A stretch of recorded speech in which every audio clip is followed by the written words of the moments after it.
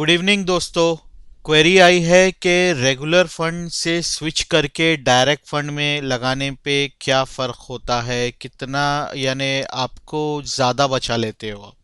ये ऑलरेडी मैंने all about mutual fund में मैंने क्लियर किया था, लेकिन क्वेरी आई है तो मैंने सोचा है कि एक बार और फाइनल कर ही दूं मैं इसको। 2013 में इंडिया के सारे म्यूचुअल फंड्स में, लगभग सारे म्यूचुअल फंड्स में डायरेक्ट शुरू हो चुके हैं। 2013 से शुरू हुए। इससे पहले डायरेक्ट नाम की चीज़ नहीं थी। ऑफिशियली इसको शुरू कर दिया गया है सेबी के अंडर में। एक फंड को खरीदने के दो रास्ते हैं, एक एजेंट के थ्रू, एक रेगुलर जो होता है, और दूसरा है डायरेक्ट। आप म्यूचुअल फंड की वेबसाइट पे जाओ, खरीदो डायरेक्ट, या उनके ब्रांच जाके खरीदो, बीच में कोई भी नहीं होगा। फर्क क्या होता है कि आपको जो एजेंट को कमीशन दे रहे हैं वो आप बचा लेते हो। आप तो बोलेंगे और ये एजेंट बोलेगा कि आपसे मैं कुछ नहीं लूंगा, ये सही है, लेकिन आप ही का पैसा जो म्यूचुअल फंड में सालाना रिटर्न्स मिल रहे हैं आपको, जो भी आपको परसेंटेज रिटर्न मिल रहा है, वो रिटर्न पहले एजेंट का हिस्सा जाएगा, फिर आपको मिलेगा। एग्जाम्पल मैं बताता हूँ, 2013 से ही आपको डायरेक्ट प्लान में यहाँ पर रिटर्न्स की रेटिंग मिलेगी, यानी 3 साल पहले के मौजूद हैं। यहाँ पर जितने भी ये ऑरेंज हाईलाइटेड है, ये सब डायरेक्ट प्लान है, और ये जो हाईलाइटेड नहीं है वो रेगुलर प्लान थे। रेगुलर प्लान में सिर्फ फंड का नाम हो सकता है, या आर ई जी लिख सकते हैं। बाज वक्त आर या आर ई जी नहीं लिखते हैं तो भी वो रेगुलर ही हुआ। डायरेक्ट फंड में डायरेक्ट मेंशन करना जरूरी है। डी आई आर लिखते हैं, sometimes D I R E C T पूरा वर्ड लिखते हैं, या डी पी बोलकर लिखते हैं। ठीक है, तो ये पहले रेगुलर हो गया, ये डायरेक्ट, ये रेगुलर, ये direct, regular, direct. Principal emerging blue chip fund का रेगुलर, ये direct. U T I MNC fund का रेगुलर, यूटीआई एमएनसी फंड का direct. SBI Magnum multi cap fund का रेगुलर, ये उसी फंड का direct. L and T India value fund regular, direct. ICICI Prudential value discovery fund regular, ये direct. यहाँ पर DP लिखा है, सिर्फ देख सकते हैं। ये 5 मैंने नंबर 1 रैंक के 5 स्टारर फंड्स लिए हैं। उसके 5 स्टारर इसीलिए हैं, क्रिसिल की रैंकिंग होती है, ये मनी कंट्रोल है। मनी कंट्रोल में 5 स्टार जब ही मिलते हैं जब फंड को 5 साल मार्केट में कंप्लीट होते हैं। फंड्स में वो किस्में होती हैं, वो क्वालिटीज होती हैं कि वो 5 स्टार होता है, क्योंकि सेबी के कुछ गाइडलाइंस है, वो गाइडलाइंस पे इनको खरा उतरना होता है, अच्छे रिटर्न्स देना होता है, मार्केट में उसी हिसाब से पैसे लगाना होता है जो सभी के सेबी के गाइडलाइंस के आधार पे होते हैं। तो बहुत सारे क्रिसिल की अगर आप देखेंगे रैंकिंग करने की जो वे है, उसको आप पढ़ेंगे क्रिसिल के, यहाँ पर मनी कंट्रोल पे जाके देख सकते हैं कि क्या क्या क्वालिटीज होनी चाहिए एक फंड में, तो ही उसको 5 स्टार मिलता है। नहीं तो 4 star, 3 star, 2 star, 1 star. 1 star, 2 star, 3 star का मतलब ये नहीं है कि फंड अच्छा नहीं कर रहा है, बट उसमें थोड़ी सी क्वालिटीज कम है, लेकिन वो 5 स्टार से बेटर रिटर्न्स भी दे सकता है कभी कभी।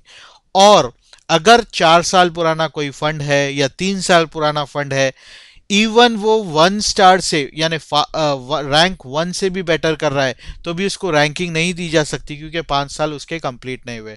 यहां तक ये रैंकिंग की बात हो गई। रैंक हमेशा फंड कितना अच्छा करेगा वो नहीं बताएगा, फ्यूचर रैंक फ्यूचर नहीं बताता। रैंक सिर्फ पास्ट में क्या किया वो बताएगा। आप इन्वेस्टमेंट करते हो तो फ्यूचर के लिए करते हो। हिस्ट्री में जो किया वो फिर रिपीट होगा नहीं होगा किसी को नहीं मालूम। तो 5 स्टार में इसलिए लगाते हैं कि फंड बहुत ही अच्छी क्वालिटी से अच्छा रिटर्न्स देते आया है। ठीक है, आगे भी ऐसा करेगा, ऐसा अनुमान लगाकर हम लगाते हैं। लेकिन इसका मतलब ये नहीं है जो फंड मार्केट में 2 साल पुराना है वो अच्छे नहीं है, या 1 साल पुराना है वो अच्छे नहीं है। वो इवन बेटर हो सकते हैं, आने वाले 5 स्टार फंड भी हो सकते हैं वो रैंक 1 वाले, क्योंकि जोहरी इन फंडों को जांच चुका है, बता चुका है कि ये डायमंड्स हैं। लेकिन जो 1 साल पहले आए हैं, 2 साल पहले आए हैं, उसको किसी ने जांचा नहीं है अभी, यानी उनको जांचना बाकी है। शायद आप उसमें भी लगाएं तो आने वाले 5 स्टारर रैंक 1 के फंड्स हो, तो आपको जितना भी आप इन्वेस्टमेंट पीरियड में रहोगे उसके साथ, वो सारा वक्त आपको अच्छा रिटर्न्स देंगे, क्योंकि वो आगे चल के 5 स्टारर बनने वाले हैं। अब मैं पॉइंट की बात पे आता हूं। पूछा ये गया था कि क्या फ़र्क होता है रेगुलर में हम इन्वेस्टमेंट करते रहें, स्विच ना करें, डायरेक्ट में ना जाएं। तो यहाँ पर देख सकते हैं, मैं जहाँ पर रेगुलर शुरू हो गया 2013 की बात है, 39.1% principal emerging blue chip fund ने दिया है 2013 में टोटल 1 साल में रिटर्न। ये डाइवर्सिफाइड फंड्स है, सारे के सारे डाइवर्सिफाइड फंड्स है। ओके, तो 39.1% 2013 में दिया है। यहाँ पर रेगुलर फंड ने दिया है 37.9%। पूरे 1-1.5% के नीचे आ गया रेगुलर, यहाँ पर ज़्यादा मिला है 1.5%। तो ये 1.5% डायरेक्ट वालों को ज़्यादा मिला। 2014 में 21.8%, यहाँ पर 20.7, 1.1% से भी ज़्यादा यहाँ पर फिर डायरेक्ट ने आगे गया। यहाँ पर 2015 में 23.3% और 22.2% रेगुलर में, तो यहाँ पर भी 1% से ज़्यादा हमने कमा लिया। देखिए, ये एक फंड की मैंने सिर्फ तुलना की है, और लेटेस्ट 6 महीने का रिटर्न देखिए 24.7%। यहाँ पर 6 महीने में लगभग 0.5% ज़्यादा मिला है।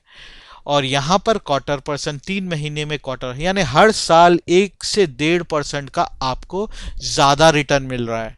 मैंने अपनी वीडियो में क्लियर बताया है, एक आदमी अगर 5,000 रुपये महीना लगाता है और 25 साल तक इन्वेस्ट करता है, तो 2.5 करोड़ रुपए बना रहा है अगर रेगुलर जाता है। अगर 1% भी ज़्यादा कमा लेता है विद डायरेक्ट हर साल में, उन 25 सालों में वो 71 लाख रुपए ज्यादा सेव कर पाता है। रेगुलर में आपके 2.5 करोड़ हो रहे थे और डायरेक्ट में 3 करोड़ 74 लाख रुपए हो रहे थे। कुछ इतना फर्क होता है कि आप पूरी आपकी जो इन्वेस्टमेंट का कॉर्पस होगा उसका 15 to 20% आप पूरा का पूरा कमीशन दे रहे हो।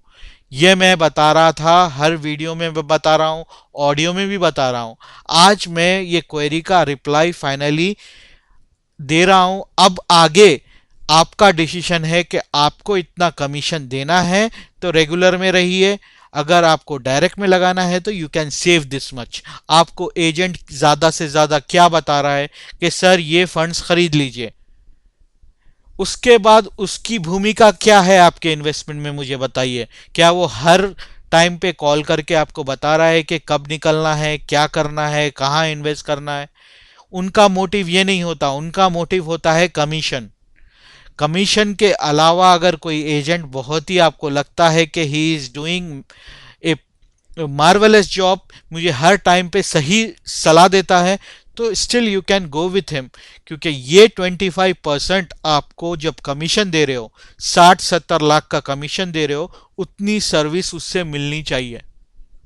अगर आप 60-70 लाख रुपए सर्विस दे रहे हो, तो उतनी सर्विस एजेंट दे रहा है आपको या नहीं दे रहा है, ये आप डिसाइड करिए।